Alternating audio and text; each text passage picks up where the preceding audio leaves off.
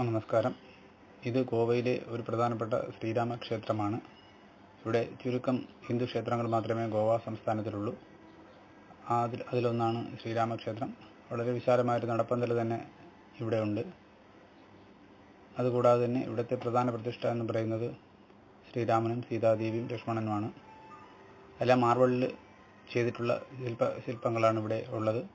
പിന്നീട് ഇവിടുത്തെ പണ്ഡിറ്റ്ജി, അതായത് പൂജാരിമാർ, ഷർട്ടും കുർത്തയൊക്കെ ധരിച്ചുകൊണ്ട് തന്നെ പൂജ ചെയ്യാവുന്നതാണ്. പിന്നീട് മറ്റു ഉപദേവതകളായിട്ടുള്ള സത്യസായി ബാബയുണ്ട്, നവഗ്രഹങ്ങളുണ്ട്. അതുകൂടാതെ തന്നെ ഭദ്രകാളി ദേവി, ഗണപതി തുടങ്ങിയ ഉപദേവതകളും ഈ ക്ഷേത്രത്തിന് സമീപത്തായിട്ടുണ്ട്. പിന്നീട് ഇവിടെ താന്ത്രിക വിധി പ്രകാരമല്ല പൂജ ചെയ്യുന്നത്. ഇവിടെ അവരുടെ ഹിന്ദി ആചാരപ്രകാരമാണ് പൂജ നടക്കുന്നത്. പിന്നീട് സ്ഥിരമായിട്ടൊരു ഹോമകുണ്ടവും ഇവിടെ ഉണ്ട്.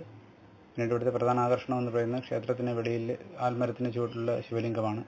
ഇവിടെ പ്രാവുകൾ വന്നിരുന്ന ആ തീർത്ഥം സേവിക്കുന്നത്, ആധാരയായിട്ട് വീഴുന്ന തീർത്ഥം സേവിക്കുന്നത് നമുക്ക് കാണാവുന്നതാണ്. ഇത് മിനിസ്ട്രി ഓഫ് ഡിഫൻസ്, അതായത് ഇന്ത്യൻ നേവിയുടെ കീഴിൽ വരുന്ന ക്ഷേത്രമാണ്. ഇത് സ്ഥിതി ചെയ്യുന്ന സ്ഥലം എന്ന് പറയുന്നത് ഗോവ എയർപോർട്ട്, അതായത് ധാബോളിം എയർപോർട്ടിന് 1 കിലോമീറ്റർ മാറിയാണ് ഇത് സ്ഥിതി ചെയ്യുന്നത്. ഇവിടെ രാവിലെയും വൈകുന്നേരവും പൂജയുള്ള ഒരു ക്ഷേത്രമാണ്. ഗോവയിൽ വരുമ്പോൾ ദയവായി സന്ദർശിക്കേണ്ട ഒരു സ്ഥലം തന്നെയാണിത്.